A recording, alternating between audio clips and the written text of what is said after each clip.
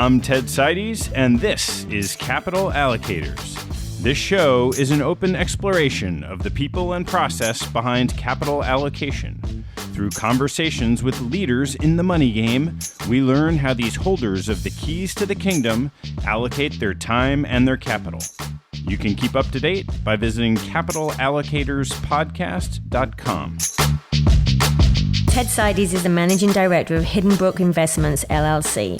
All opinions expressed by Ted and podcast guests are solely their own opinions and do not reflect the opinion of Hidden Brook Investments. This podcast is for informational purposes only and should not be relied upon as a basis for investment decisions. Clients of Hidden Brook Investments may maintain positions in securities or managers discussed on this podcast. My guest on today's show is investment business luminary Charley Ellis. After spending nearly a decade as an equity research analyst in the 1960s, Charley founded financial services consulting firm Greenwich Associates in 1972 to help financial institutions understand what their clients think of them. Over 50 years, Charley has worked hand in hand with nearly every major financial institution in the world. Charley's stellar academic pedigree includes receiving his undergraduate degree at Yale, an MBA at Harvard, a PhD in financial economics at NYU, and his CFA charter. He has taught at both Yale and Harvard's business schools and has served in a board capacity at each of his alma maters, Phillips Exeter Academy, Yale University, on the visiting committee at Harvard Business School, as an overseer at the Stern School of Business at NYU, and serving as chairman of the CFA Institute. He also has worked on the boards of numerous other nonprofits and institutions. Charley is a prolific writer, having published 16 books on investing. His seminal treatise came in 1975 when he penned a Financial Analyst Journal article entitled The Loser's Game. The piece may have been the first proclamation that active managers as a whole will struggle to beat the market, and it came the year before Jack Bogle launched the first index fund. Charley turned the article into a book called Winning the Loser's Game, which is now in its 7th edition. A quarter century after the first edition, Charley became a director on Vanguard's board and served for 8 years. His most recent book, The Index Revolution: Why Investors Should Join It Now, hit the bookshelves last year. Charley is not just another preacher for index fund investing. He extols the virtue of indexing after having looked both broadly and deeply under the covers of some of the most successful active managers in the world. Our conversation begins with a glimpse at what equity research and the structure of markets looked like in the 1960s, and the monumentally different way research is conducted and markets function today. Charley describes elegantly why indexing is a winner's game and why financial advice, nevertheless, still matters. We then walk through the very special and rare qualities of 3 of the most successful active managers over the last few decades: Vanguard, yes, that Vanguard, Capital Group, and Yale University. Charley is a brilliant communicator and masterful storyteller. I hope you enjoyed the show as much as I enjoyed our conversation. And if you do, please subscribe to the podcast and maybe even write a review on iTunes. You'll help others discover the show, and I thank you for it. With that, my conversation with Charley Ellis. Charley, thanks for joining me. Glad to be here. Well, I'd like to start by thanking you. Not the usual way I start these podcasts, but in your case, as you know, and now I'll share, there have been 2 acts of kindness that you bestowed on me in my professional career that have really changed the trajectory of that career. I'm sorry, it's only 2. There are many more lessons. The first, right around 20 years ago, I was still a young pup working for David Swenson. You were a member of Yale's investment committee and had heard that I had applied to Harvard Business School. And you said to me, send me your essays. Today better than tomorrow. This morning better than this afternoon. And you never know the cause and effect of these processes. All I know is about 3 weeks later, I got a fat envelope in the mail. And so I know how I ascribed cause and effect. So that certainly changed the trajectory of my life at that point in time. I'm very glad. Particularly glad that you did go, because I know David had some reservations in those days. He's modified his views since then. But. Yeah, he did. He did. And then more recently, I had known that you really were the impetus for David writing his book and nudging him to do that, his seminal work, Pioneering Portfolio Management. And I had an idea to write a book and called you up, and you listened and said two things. You said, call Bill Falloon at Wiley, who became my publisher, was wonderful to work with. And you said something that I've shared with other people aspiring to write books, which is don't write a book, write a chapter. Have fun with it. If you like it, write another one. Maybe someday write an outline. And when you feel like it, send something to Bill. And I did that, and it made the whole process really very enjoyable. So thank you, Terrific. Charley. There's one other piece of advice. Maintain complete control of the cover. That's right. So, Charley, I have been the fortunate beneficiary of your wisdom on and off for 25 years now. It's a nice start. And thank you. It is a nice start. We're going to spend most of this conversation discussing your recent book, The Index Revolution, Why Investors Should Join. And I want to dive in much earlier on than this book. Shortly after you graduated Yale, you got started in the investment business. As a research analyst, Rockefeller Family Office, and Donaldson, Lufkin, Jenrette in the early days. Yeah, you might include that I had gone to Harvard Business School, didn't come straight out of Yale into that. I'd also been in the United States Army from the 6-month, 6-year reserve thing. You learn some interesting things there. What do you learn in the Army? Haven't heard those stories. Well, we can't do it on a program, but I can tell you one of the great uses of the English language I have ever seen was on a very foggy day. We were on the rifle range with the pop-up targets coming out of the woods, and we're supposed to see and fire, see and fire, see and fire. And one of the soldiers had jammed his rifle. So the sergeant in charge of our unit took the rifle and stood it on its butt and kicked the opening open, and it didn't work. So he kicked it again with a really strong downward thrust, and it didn't open. And he kicked it one more time. And then he delivered the greatest sentence I've ever heard. F, the effing effers effed. But it was the musical tone of inflection that made it really memorable. Now, how did you end up going early in your career into the investment business? Accident. Purely accident. In my time, getting in the early 1960s, anybody went into investment management either had a wealthy family, and he was kind of looking out for the family's money, or had made a mistake and didn't know what he was doing. And for you? I was in the second category. I had no idea what I was doing. But in those days, you got paid a salary, and it might be $5,000, it might be $6,000 a year, whether you needed it or not. And there was no prospect of increasing income, an orderly, deliberate rate of maybe 3, 4, 5% a year. But then after inflation, it's not all that much. And people were in investment management because they loved it or because they felt a family obligation and responsibility. But it was not an attractive place to have a career. But little did I know, in the shadows right behind me was coming what has got to be one of the greatest booms any line of work has ever had in the history of the world. So what was equity research like when you got started? Imagine quite a bit different from the way it works today. It was fairly different. First, there was almost no research available. Standard & Poor's put out 6 by 8 inch one side piece of paper, left-hand side would be all the history, and the right-hand side would be the stock price. It was all very formulaic and totally useless because it was always looking backward. You take out your slushy slide rule. I had a log decitrix, which I was terribly proud of, although I didn't know how to manipulate it nearly as well as the proficient guys.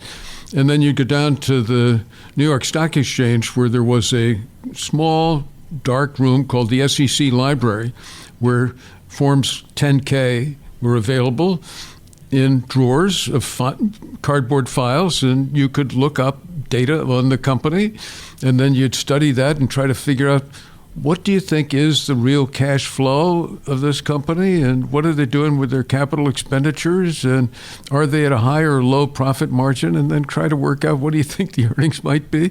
And it was not very skillful work that was being done, but compared to what the competition was doing, it was fine. Yeah. And how long would it take from your boss says, hey, Charley, can you look at AT&T or whatever it was, how long would it take from that to when you had a sense of even what the financials looked like in that year? Oh, a week or two. But what's really scary is when you got to the end of the 2 weeks, you thought you had a pretty good fix on it, but that didn't mean it had anything to do with actual reality.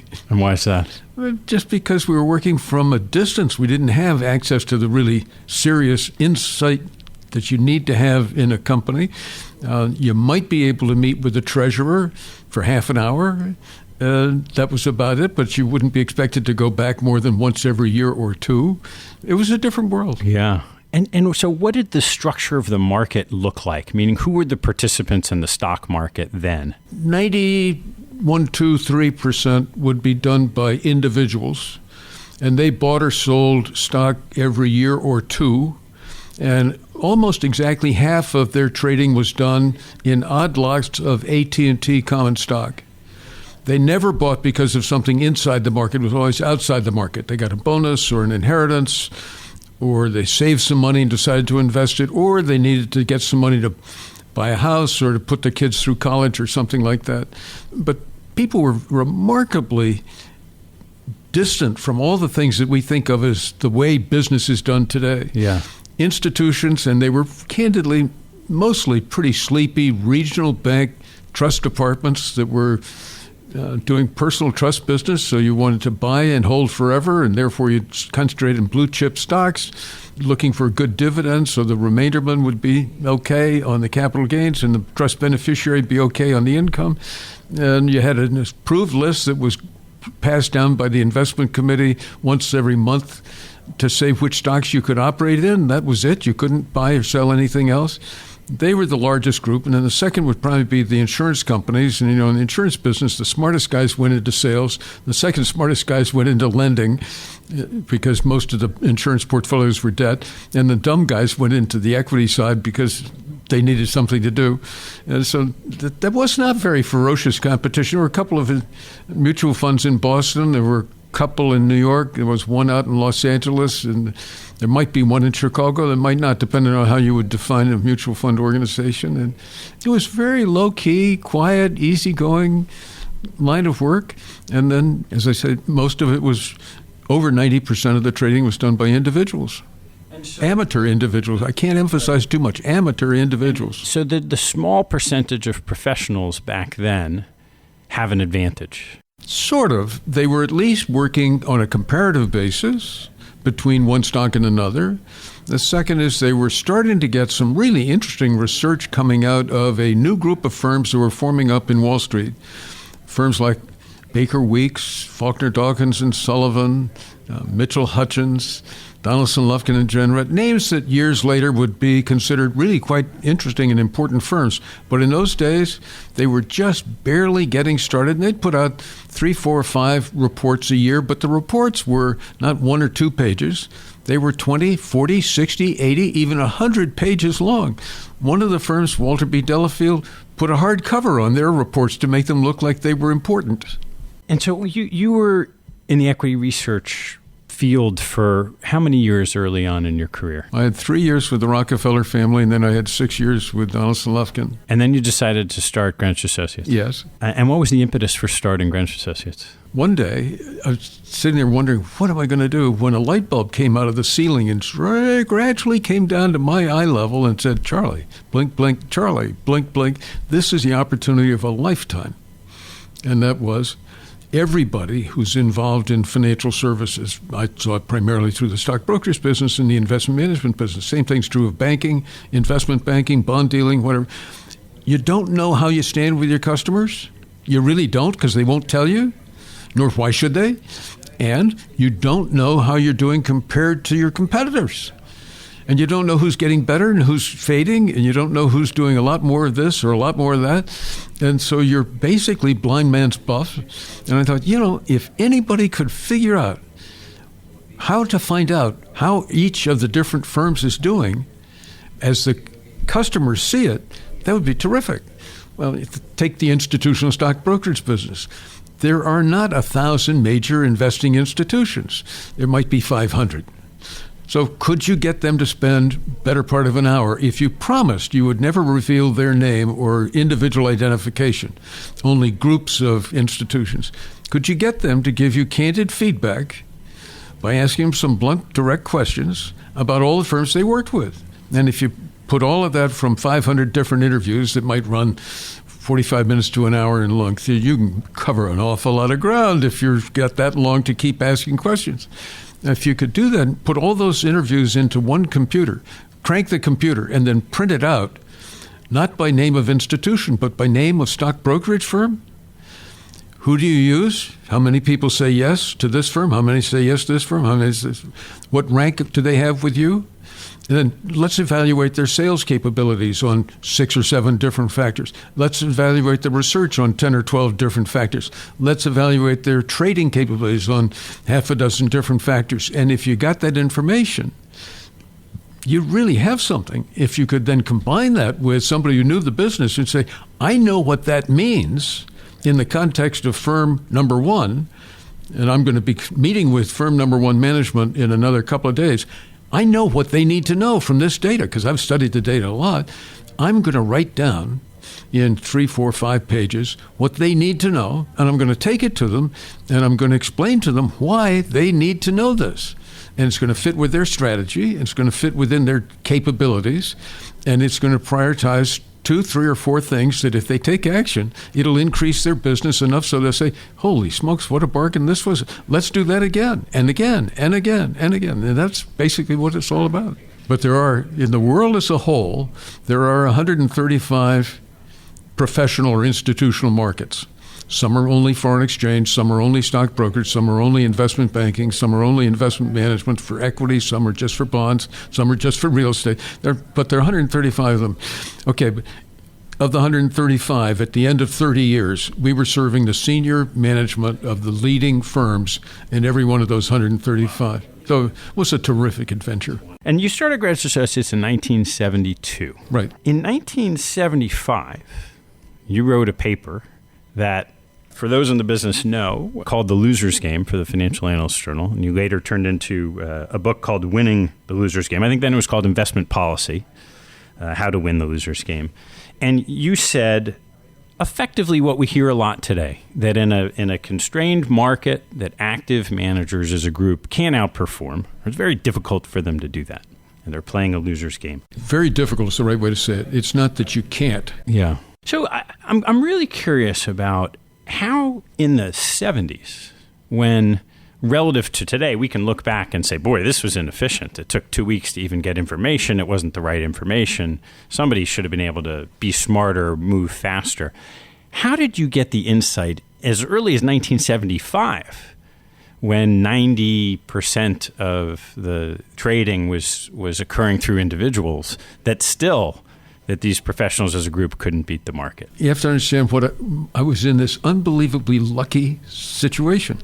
I was consulting and working with investment management firms on how they could build their business. So I really get to know people quite well when you're working to help them get better and better at what they want to do. And working very closely with not 5 or 25 or 50, but actually probably, fair to say, better part of 100 different firms, you realize they're all really smart guys. And they're all really working hard. And they all think they've got a competitive advantage. But they're all competing with each other. And the competition is also really smart and working very hard and got lots of interesting ideas how they could do better. And they're all trying to do better and better and better. So that's the first step. And the second is, if you record over time, systematically, who are the best firms as judged by their clients, institutions like pension funds, if you're doing that and you get to know the firms that are the 10 best, and you come back 5 years later and half of the 10 best are no longer in the 10 best, and you come back 5 years later and 4 of the 5 that were still there are not there now, you realize there's something really serious going on here. And now take a look. What is it? It's not that they're not hardworking. It's not that they aren't wonderfully talented people. It's not that you don't like them individually, because you do. And they're all got the best and brightest in staff and the best equipment, and they're all working hard as the dickens. The only problem is they're working against each other. So at the time, you had just launched your firm. It was growing quickly, and you come out with this piece that says, hey, my clients, sorry, but unless you're really, truly exceptional, you're going to lose. How did they react? Oh, it's one of the great tributes to the investment management crowd. They thought, oh, that's interesting. Of course, for everybody else. Most of them said, but it doesn't apply to me. So that probably was the escape valve for most people. But they said, it's really interesting. I read your piece. I thought it was really great. And then go right back to what they were doing. So when you wrote that piece originally, probably within a year, Jack Bogle launched the first index fund. And now we know the story. My friend Warren Buffett's told it ad nauseum this year that nobody really cared. So now we fast forward to today, completely different market. And you've written this wonderful new book, The Index Revolution, Why Investors Should Join It Now. So why is now the time? We've just had a huge run in the S&P, which is not the only index, but it's certainly the one that most people that are less informed rush into. Valuation seems high. Why is now the time? Well, it's not now this minute nearly so much as, come on, guys, it's been now, but for an example, for myself, for my wife, for my sons, and for my grandchildren. It's all indexed with one exception, and the one exception, which you and I both know, is Warren Buffett. I lucked into understanding Berkshire Hathaway way back in the 70s, and I'm not about to be the guy that Warren walks by and says, hey, I understand you've switched from Berkshire Hathaway over to indexing. I have too much regard for Warren, and I like him too much, and as you know, if you spend any time with him, you can't help but say, wow, what a wonderful, wonderful man, and he's done great things as far as I'm concerned. So, but other than that, everything is indexed. My own view is there are two different parts of it. One is operationally, and I'd like to review for you whenever you like the operational changes. And the second is there's better things to do. And that's the really important work of any investor, is to figure out who are you as an investor? What are your assets? What's your savings or spending? What is your appetite for risk? How much do you really understand and know about investing, and how much do you want to devote time and energy into the investing activity? And when you figure out all of those different questions, it turns out everybody is unique in terms of who they are. And what I like very much to emphasize for everybody I get a chance to talk with is, if you could set aside the operational questions, how to do, quote unquote, better than the market, and concentrate all of your imagination and your thoughtfulness and your brain power on trying to figure out for sure who are you and what kind of investing would be better for you, you'd be way ahead for sure. And if you take any time away from that policy formation effort to work on the tactics or the details of operations, you're probably making a misallocation of your critical skill, which is your ability to define who you are and where you should be going. And I like to use the analogy, my father-in-law was one of the great pilots of the United States Navy. He set a world record that'll never be touched because they don't let pilots fly as much as he flew, and he flew well into his rank as an admiral. He was one of the great pilots. He was the bald eagle, that is the longest-serving active duty flyer in the entire Navy. He also set a record for the most dangerous thing I can imagine, which is landing an F-4, which is a heavy fighter bomber that's going at one hell of a great speed when it lands, hits the deck. And sea swells do happen, small errors do happen, and wind currents are out there and stuff. He said landing one of those aircraft at top speed, 400 miles an hour, and you either catch the wire or you don't. That's got to be scary, scary stuff. To do that at sea is even more scary. To do it at sea at night, ultimate scare. And Admiral Koch did that. Set a world record. It'll never be touched. Now, he and I have one thing in common, only one thing. Well, we both fly a lot. One thing we have in common is we have perfect record. He gets into the pilot's seat, and he's one of the great pilots of all time. Perfect record. I get to the airport an hour before flight time. I go to the kiosk and get my ticket.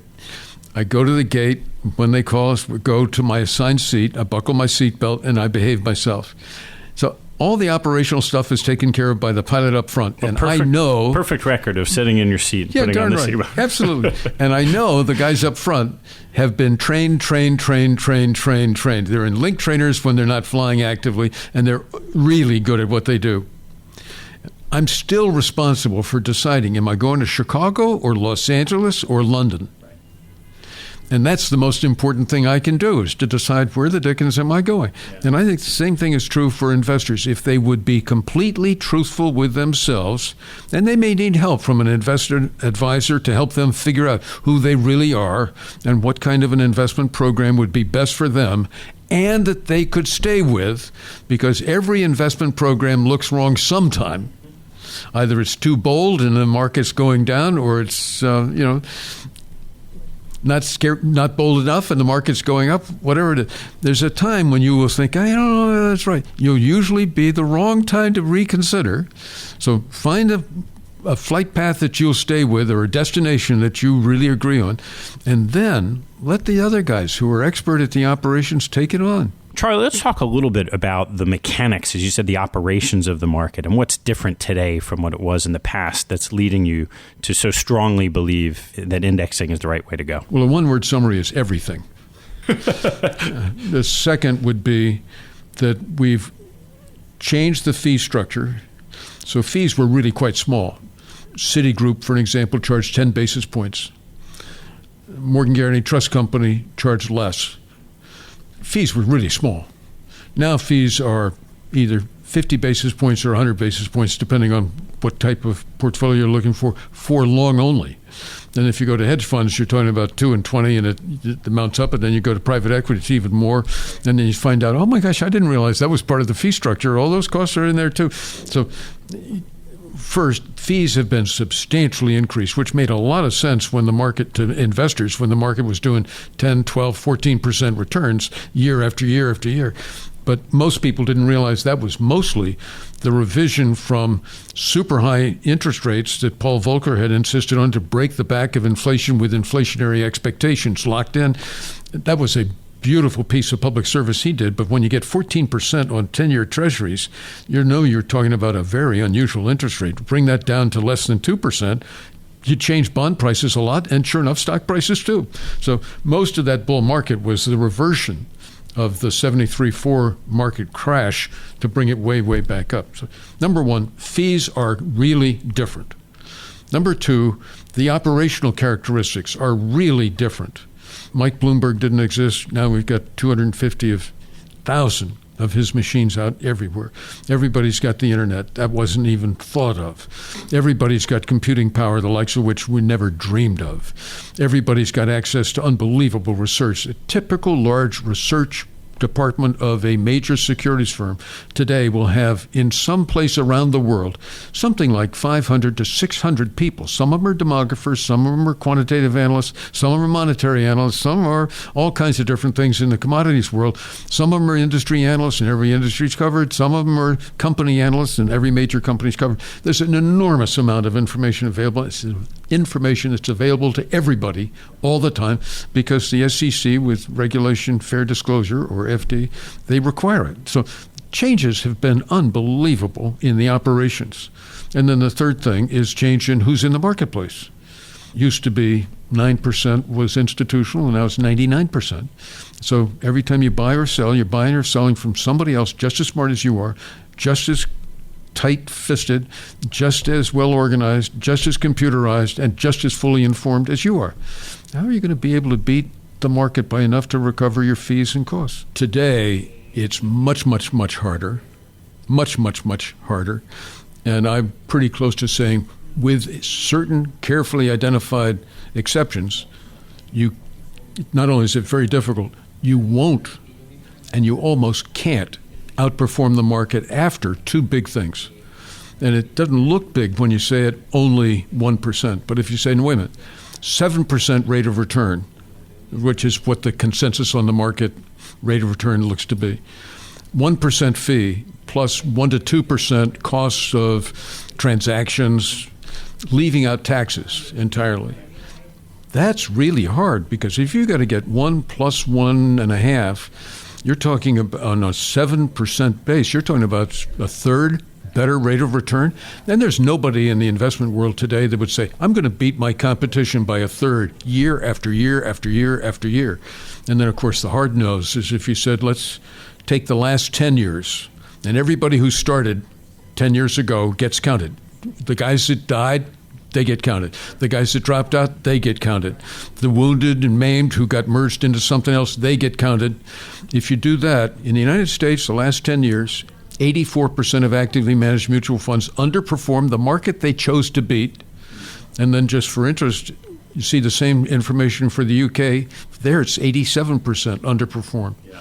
Now, I do think that's pretty bad when you have 85% of professional managers falling short of their chosen benchmark. That's a metric of how tough it must be out there because, it's going to be 85% of the 15% left won't make it the next 10 years. So it's not as though that 1 out of 7 makes it and the rest don't. It's 1 out of 7 is still in the game and the rest aren't. So I want to take that lens and apply it to some of your thoughts on active investing. And the reason is that as opposed to some of the other luminaries that are talking about the difference between active and passive, Jack Bogle, even Warren Buffett, to some extent Dave Swenson, depending on what he's talking about, you have seen very deep and broadly inside some of the best active managers in the world over decades. And I would like to touch on 3 different ones. We'll walk you through. Those are Vanguard, Capital Group, and Yale University. And they're very different. But let's start with Vanguard. So Vanguard is known as the low-cost provider of investment management services. $3 trillion in assets. What a lot of people don't know is $1 trillion is actively managed. That's correct. And the reason they have been able to outperform is twofold. Number one, and I've watched lots of different organizations put together their search team that's going to find who are the very best managers and when are they the best and when are they starting to fade and that sort of thing. They are really good at that. And I've had the privilege of working with major funds in Singapore, in Australia, New Zealand, Canada, the UK, Germany. You ask, name it. I've been all over the place. Just unbelievable string of lucky breaks that I've had the privilege of seeing these extraordinarily capable people. And Vanguard's selection of active managers is way at the top of the deck in terms of who's got a great team of buyers of investment services. But even if you study them carefully, you'll see that there are only a couple of years in which they clearly did better. Fine. If you've ever been a fisherman or if you've ever been a hunter, you have to have a lot of patience and their time comes, but then you take your privileges when they do come. They are really good at it. But the real secret to success for Vanguard is that they've negotiated low fees on behalf of their investor clients, so they pass them on. And the low fees really, really matter. So is there something to their process of picking managers that you've spent time on that you could share of why you think they've been so good at selecting the active managers? Well, they've got a team of people that work at this all day, every day. Yeah. They've got a long, long history of recording the data. They have very, very high standards, and they watch very, very closely for change or modification. And when there's a need for a change, they are very objective, or you might use the term ruthless. They're not soft, warm, friendly, cuddly clients. They're exacting. And if you didn't do the job the way you said you were going to do it, you will be terminated. And that's explained way up front. Everybody knows it all along. But every once in a while it does happen. And so they have been, in my view, just terrific. But the world keeps changing. And it keeps getting harder and harder. And I personally think the hardest job that I know of in investment management is to be the new guy who's taken on the responsibility on behalf of Vanguard to select active managers that you will now deploy funds with. That is going to be a terribly difficult job. So let's turn to Capital Group. You wrote a book called Capital, which was really the first deep inside look into an extraordinary organization that has been in the mutual fund business and with a long record of adding value. What was it about Capital that you saw that allowed them to succeed over the years? Oh boy, there are quite a large number of different things. One was leadership. Another was compensation. Another was recruiting and selection of individual people. Another was nurturing and guiding people in their professional careers within the capital organization so they were always at their highest and best use. And capital just reversed. Most people say, this is the job, who have we got that might fit it? They do the exact opposite. These are the people we've got. How could we design jobs that will bring out their greatest strengths and give them the most opportunity to add value?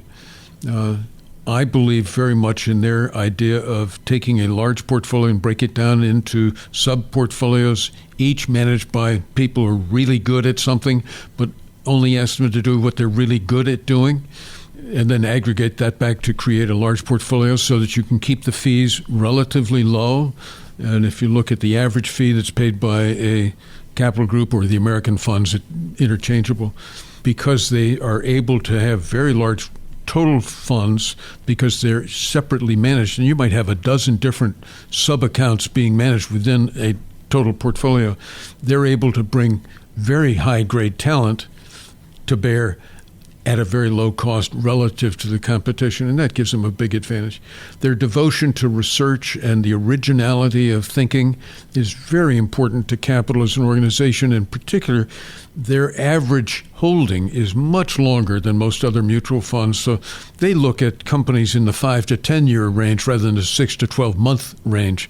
And that gives you a completely different frame of reference. And of course, when you're meeting with companies, they know you're a different kind of an investor, a different kind of thinker. But it's really hard to be smarter than the other guys in the very short run. It's not that hard. It's not as hard as that to be really smarter than other people looking in a zone that they're not spending time and effort at.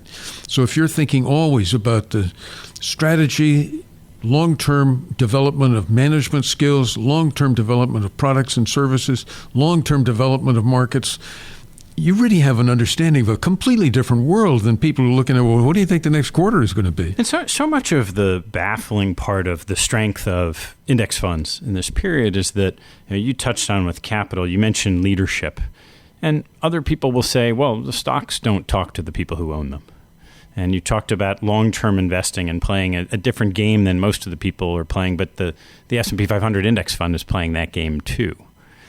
So how does an organization... The index fund has very low turnover. Sure. So it has very long holding periods. Right. But that's very different from doing a research-based judgment of value that leads you to take a strong view on which stocks to own. Within that, okay. Yeah. And how does leadership impact an investment organization? Because I know from being in this business that the thought of leadership and management is generally not seen as the strength of many money management businesses relative to lots of other commercial businesses. It's not that it's not necessary, it's just that it's not available. So right, no, it's exactly. not seen as a strength, but it is terribly important. And what was it at Capital that was so strong in that area? Well, there's so many different ways of looking at it. One is John Lovelace, who for many years was the leader of that organization, had developed a frame of reference when he was working in personnel. It was that if you could find the right way for each individual to be doing what they're best at doing and then aggregate that, that would be really important. If you could also keep work groups relatively small so they really knew each other very well and got used to really working closely together. And, Peter Drucker used to laugh and say, look, the largest team I've ever seen is 11. The next is 9. Probably 7 would be better. And he wasn't kidding. That's in athletics. But most organizations, it doesn't help to get bigger if you want to get better. It helps to be relatively small and then get to know each other really well and play superbly well as a team. John Lovelace had a very strong interest in helping people learn how to be very good at listening. Not listening to hear what was said, but listening to hear what was meant this time a little differently from last time. And that's very helpful when you're interviewing companies, trying to learn about companies. But it's also great when you're in the kitchen working with the other folks that are trying to prepare the decision that's going to be made for the fund. And in the mutual fund business, that's a tremendous advantage. And long tenure of people working together, and also don't hire anybody that you don't think would be truly likable, and don't hire anybody that you don't think is an original, independent thinker. Well, if you do those two things, you're very likely to put together quite an interesting group of people to work with. And that leads to people wanting to work together for a longer period of time. And as you know, very few people ever leave capital. And if they do, they leave with tears in their eyes because they have enjoyed being part of that organization so very, very much. So if you are able to attract outstanding people and keep them deeply engaged in the work for a long, long time, that they develop just wonderful capabilities to work together, that's a huge advantage, particularly in a line of work where communication skills are terribly important. And it's not written communication, because most of what we do is not written. It's the ability to listen so carefully to somebody that you really understand what they are saying, and they know you understand it, so they know you. They can talk to you about, I'm really sure of this, I'm fairly sure of that, I'm not too sure about this, but I want to tell you what I do know and share it with you as best I possibly can. So let's turn to the third example, one near and dear to both of our hearts, the Yale University Endowment and Dave Swenson. And it should be even that much harder, given that Yale's approach is investing in managers. They're not managing almost all the money is externally managed. You spent 16 years on Yale's investment committee. Every one a delight, too, I must tell you. Great learning experience. And so what is it that Yale does that others either don't or can't? Well, first, if you went to David Swenson and said, David, I've got great news. A fabulous donor of extraordinary wealth has just given Yale $50 billion and wants it in the endowment. David would he would cry. And I'm sure he would say, well, I'll do the best I can, but you have to know I'm going to have to change most of the things that we do and change the way in which we do things. And that is because the Yale capacity and the Yale need for capacity are in harmony. But if you increased it significantly, I think it would be impossible for Yale to say to all of its present managers, okay, guys, we're going to triple the assets under management. They just couldn't do it. And the idea of going from, 125 managers now, something like that, to 250? Would that be difficult to do? And certainly wouldn't be able to maintain the same standard of excellence. So I think we all have to be realistic. And when people say, I want to follow the Yale model, there's a couple of things that they might want to have on their checklist. Like doctors in the operating room go through a checklist, and pilots before they fly go through a checklist, which I think we're all glad both of those groups do it. And the same would be true anybody thinking about, I'm going to do what Yale does. First, do we have a chief investment officer who is brilliant? And I can come back and talk about that if you want to. But truly brilliant. Please go into it. I think I know more than most, having spent a few years. Well, it's worth keeping in mind that the first derivative ever done was done by David Swenson when he was working at Salomon Brothers. It was an interest rate swap between IBM and the World Bank. And everybody at Salomon Brothers says, you can't do that. You can't do that. You can't swap those. And David said, I believe you can.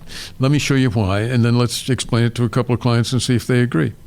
His conceptualizing skills are very, very high, and to have come up with the kind of overall portfolio structure, marvelous. David's modesty is something that most people forget.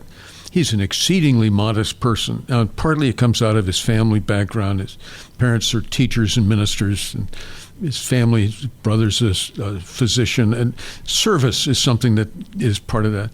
But David also is, just candidly, a very modest man.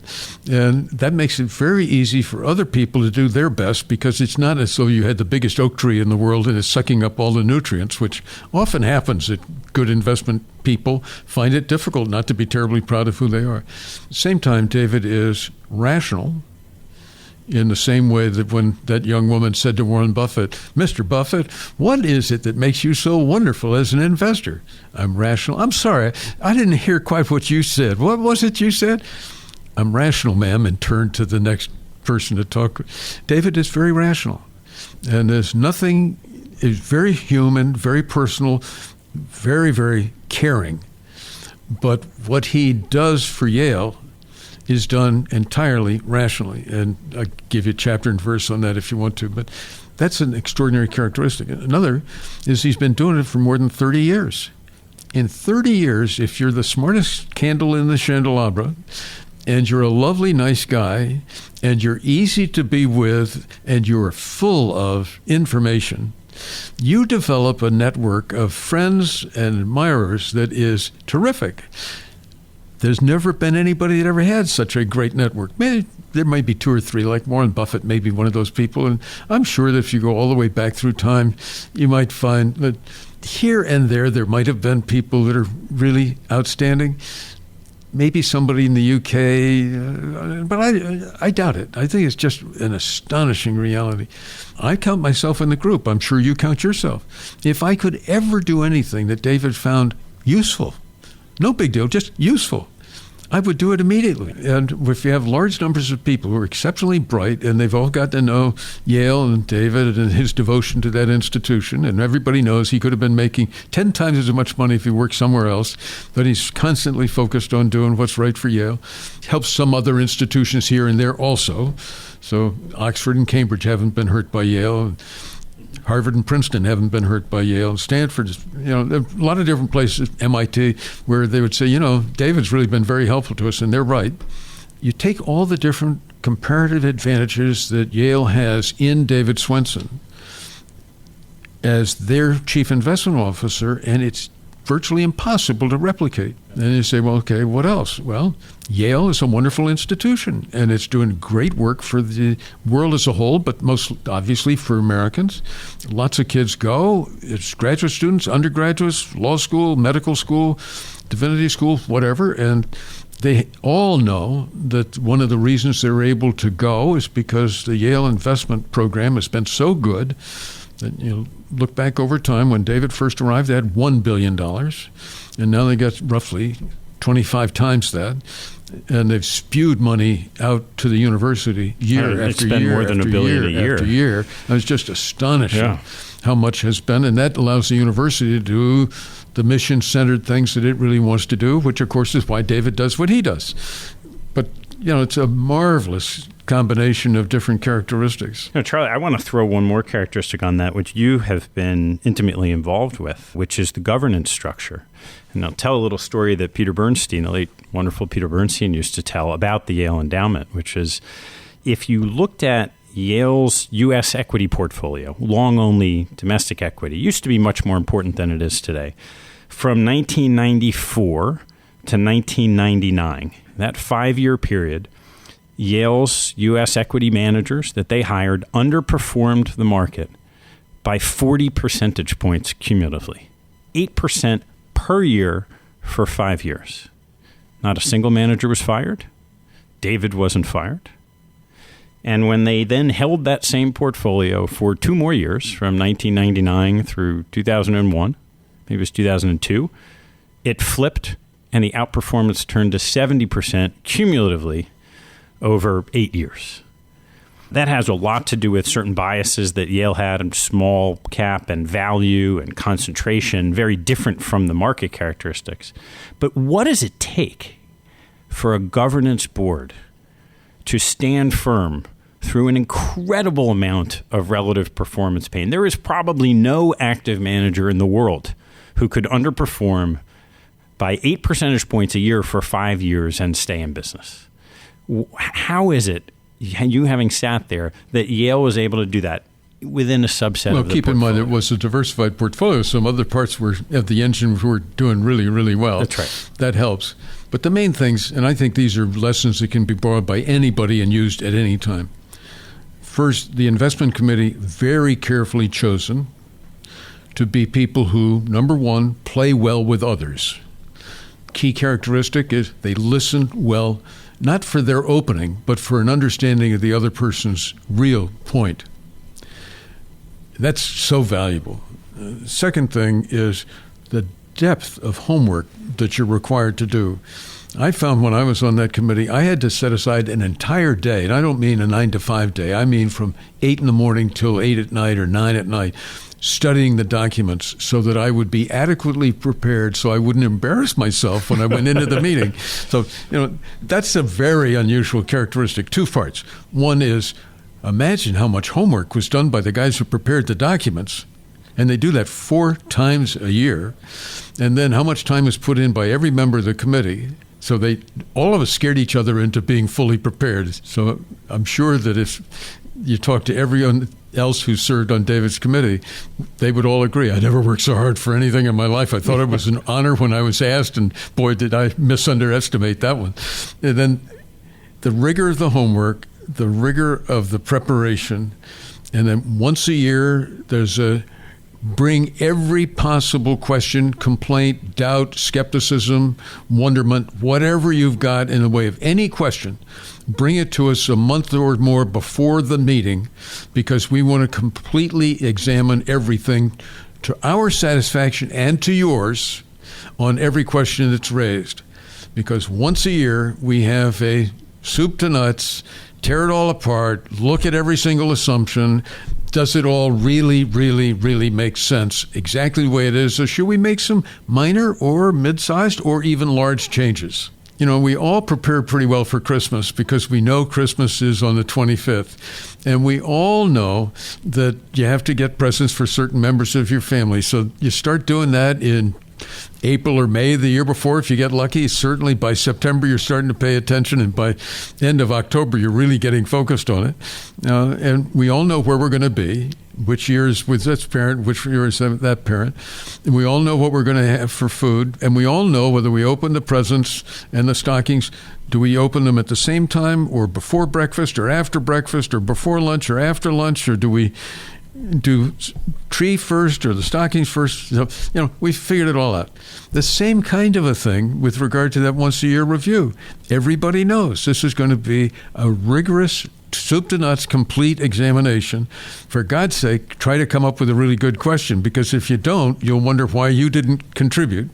And if you do, and others do, that day turns out to be enormously productive, including what almost always happened is we agreed no basic changes.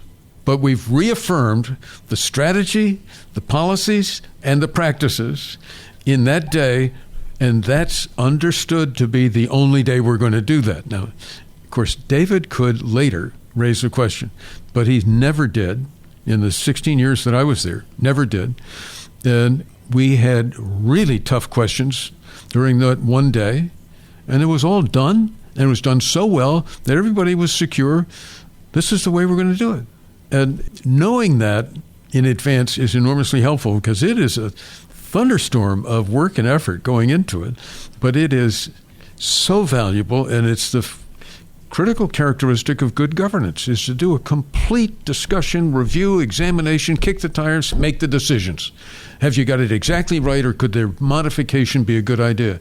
And as you probably know, this last year they had minor modification, and they thought that was terribly exciting and important. It was just a minor modification. Yeah, but it was a really rigorously determined modification. So that's a crucial part of good governance.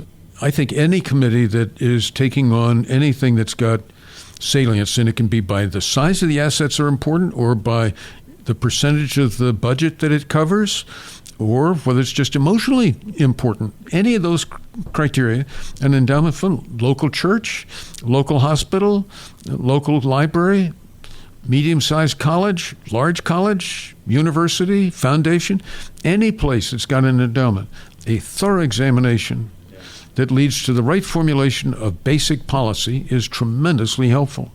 And then, of course, I would say, and probably most of us should implement, using index funds. And you started touching on how people should really pay attention to their own needs, their own risk tolerance. We are all their own unique. Implementation. Every single one of us, when you go through just a few calibrations, what are your assets? What's your saving or spending net? What's your time horizon? What are future sources if you need them? What other sources are around you? So university has money coming in from NIH and grants, has money coming in from tuition, which in Yale's case is a really small fraction of the total, but it's there. Money coming in from alumni and their gifts, which is crucial and makes a huge difference to the university as a whole. Put all those different component parts together. So don't look at your endowment all by itself. Look at it in context of the total system with all the different important moving parts. You're in a very different picture. One of the things I've started talking to people about in and around the field is how do you think about your passion for the markets, or someone who's deeply passionate about the markets, with a potential awareness that this might be impossible? Is this a fruitful way to spend their time?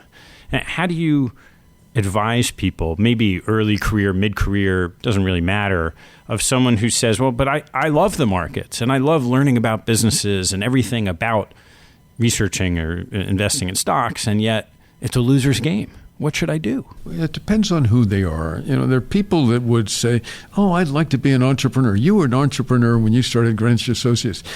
I'd like to get some advice from you. What would you advise me about being an entrepreneur? My answer is always the same. Don't do it.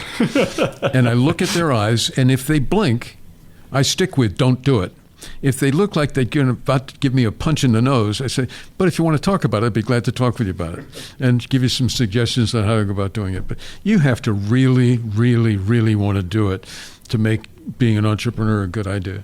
If you really love investing and you really, really want to do it, and it's not because it's the highest paid line of work in the world, which it is now, but it's not going to stay way up there forever. If you do it because you love it, fine. It's a marvelous way to learn how the world works. It's a wonderful way to learn how the economy works. It's a wonderful way to learn how businesses fail and succeed and fail and succeed. And it's a great way to find out who you are and what you're good at. So it's not all that bad a line of work. Even if it didn't pay well, it'd be a terrific way to learn a lot about yourself and about the world you might be going into. So if somebody really wants to do it, fine. But if somebody's doing it because they think it's an easy way to make a buck, they're crazy.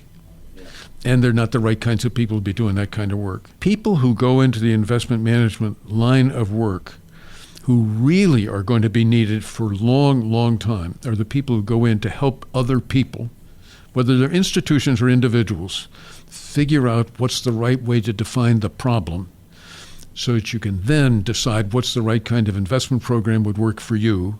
And that kind of advising is going to be needed as long as we've got human beings who are at work, and committees are just more complex versions of human beings. So that's a line of work that's going to be tremendously needed and huge opportunity to add value. That's very helpful. I want to go into some of my typical closing questions, but before that, I want to read something back to you that you said. One of your post-Greenwich Associates endeavors was something called the Partners of 63, your graduating year at Harvard Business School, and you and your classmates put together a compendium called If I Knew Then, a series of stories, lessons about careers, finance, and life. And I took one of yours. It was about marriage and family. It was the very first one posted on the Partners of 63 website. And you said the following: make family life your first priority. Marry someone you admire and are always learning from, who admires and learns from you. Help each other grow and share values, plans, experience, laughs, and time together. You're almost welling up as I'm saying this. Those words are easy to say. They're very hard to live and act for many, many people. And I'd love you to reflect on that a little bit. Well, I'm in that very happy position. I'm married to Linda Lorimer, and those who know Linda would know that she is one of the most extraordinary people they've ever met. And then she said, you mean among women? I said, no, among people, and among women, very definitely. And she is fun to be with. She is exciting to know. And to watch what she's doing is always a big lift. Even when it's some little something like playing with our dog Chester, her way of making Chester feel great about life is different. Her way of raising children is different. Her way of friendship is different and treasured by her friends. Her way of dealing with difficult, complex, mean, nasty problems is different and skillful and beneficial. And so any organization that has Linda as part of that organization has a great good feeling about it. And I'd rather talk with her than anybody I can imagine. And if I have a really complicated question, I try to think, what would Linda think I should do?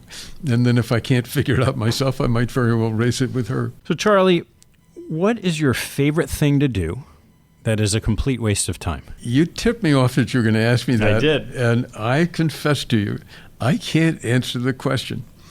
I basically don't do anything that's not, in my own best estimate, fairly productive. I mean, you laugh, you'd say, well, what do you mean? Well, first of all, I'm not a great athlete, so I don't go out and use up a lot. I don't play golf.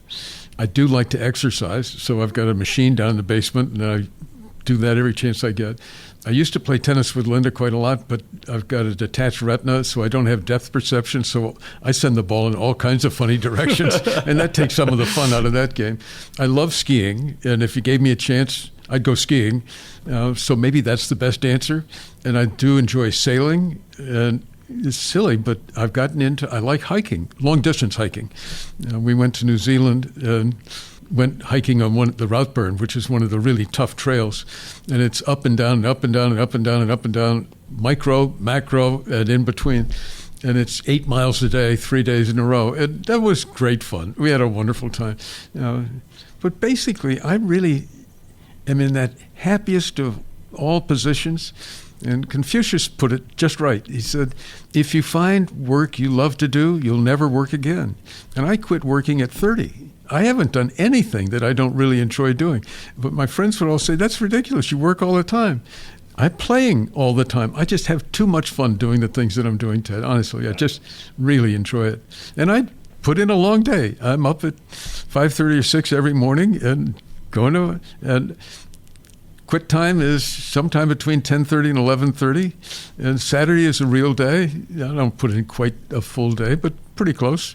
And Sunday from noon on is another. And it is just too damn much fun. If you ask me, well, how do you feel about dying? Are you afraid? No, I'm not afraid of dying, but I'm sure as hell be miffed if I miss the chance to do a few more things. Charley, what was your favorite sports moment, either as a participant or, in your case, perhaps as an observer? Well, again, you tipped me off on that, so I'm going to give you a straight answer. Best experience I ever had in any sport was playing ping pong with my son, who was gradually growing taller and taller and taller. At first he was 10, then he was 11, then he was 12, and then he was 13. And I promised him that I would never not play seriously. And so we played seriously, and we went from overwhelming defeat on his side to beaten badly to beaten but not by much. And then one night, Chad won, and I've never seen anything quite like the look of astonishment on his face, and the silence was amazing.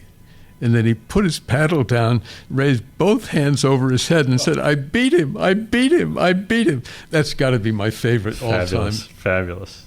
I'll give you another one that was Please. just terrific. Friends of mine and I went skiing in the Selkirk or Bugaboo Mountains of Canada. And these are mountains that actually their base is below sea level. Geology is interesting that way. So that the snow, which comes piling out of the north, is powder snow like you've never seen. And the powder will be up to your waist or higher. And a group of adults, 8 people to a helicopter, you've just been dropped off at the top of a mountain. And the way down is not marked, but one of the guides will go first because they know where the dangerous snow is and know how to stay out of the danger areas. And to do 100 linked parallel turns in powder snow all the way down the mountain, it's got to be one of the greatest experiences I've ever had. Fabulous. I have 2 more for you. What do you know now that you wish you knew 10 years ago? That's easy. I made a horrible mistake of believing that a classmate from college was really smart, which was accurate, and be a great guy to do some venture investing with. And I trusted him, and that was a big mistake. Wow. Sorry to hear that. Me too. And what was it? So what was the lesson other than trust? Had you not done your homework after watching all of these incredible professionals doing all their homework? It's such a boneheaded mistake. First of all, I know that you should do your homework and really do your homework. I didn't begin to do the homework I should have done. I didn't even check on the internet. I mean, ridiculous. And I didn't ask people what your experience has been. And I could easily have done so. I just bought hook, line, and sinker that this was a really smart guy with a very unusual personality, and that this would be a very interesting way for a modest fraction, but to add some Tabasco sauce to what I was doing, indexing and all that sort of stuff was just getting to be my way of doing things. This was about 10 years ago, and just absolutely dumb, boneheaded mistake. Oh, it is amazing how somehow the most knowledgeable people about investing with full careers and exposure to the greatest organizations still somehow make some of humans. So you are a human being who makes human errors in investing. Oh, yeah. Of course, I have to admit that I also was got to be the luckiest break anybody ever had at investing. Two.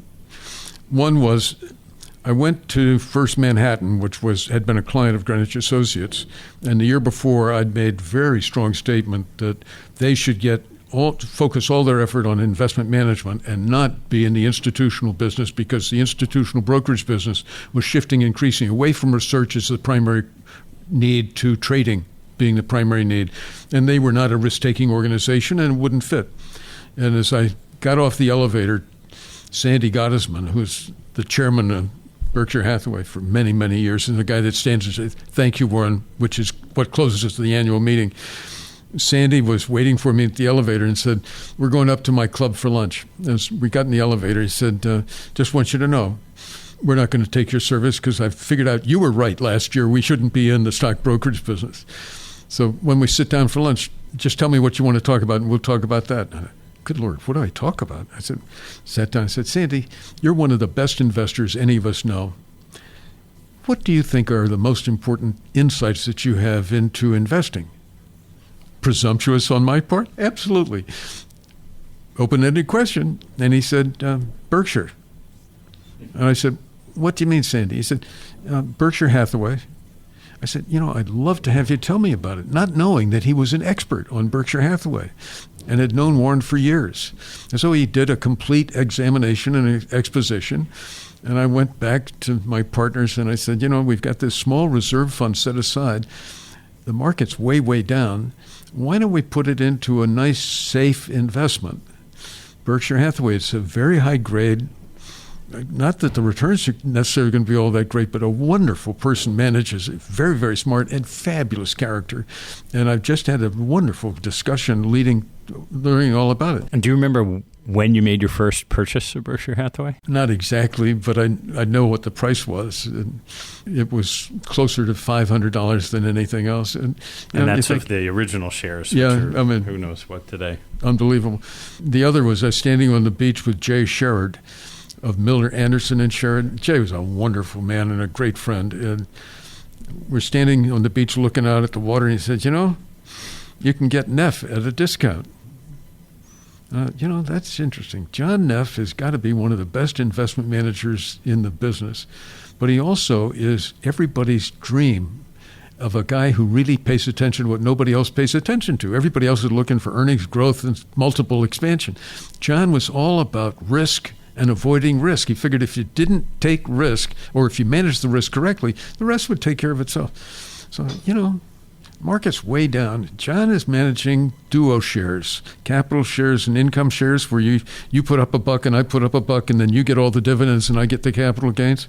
And the capital shares, we're selling at an enormous discount. John is the best risk manager. If I could even borrow some money on margin. So I loaded up on the capital shares at a discount. And then, first of all, the market went zooming up shortly thereafter. And zooming. Secondly, the discount on the capital shares went to a premium. Third, the stocks that nobody wanted to own were the stocks that John bought all the time, and they went from a discount to a premium.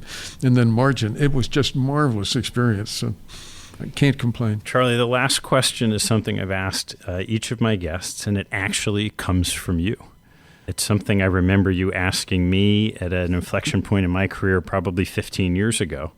And I throw an age on it, but that's okay. And it is your waning days. You are approximately 150 years old, sitting in your rocking chair, thinking back on your life. What advice would you give yourself today? That's a wonderful question. Of course, you boggle my mind with the idea of lasting that long. I think my answer would be, do what you did before all over again because you enjoyed it so very, very much. I've had more friendships than anybody I know. I've been deeply involved in one of the great industries of all time during its most transformational change period. I've had the privilege of teaching at Harvard and at Yale and at Princeton. Now, a little exaggeration because it's the CFA in-service program at Princeton, but it was kind of fun. Known people all over the world who are deeply into the investment management and the best practitioners over and over and over again. Married to an extraordinarily wonderful woman.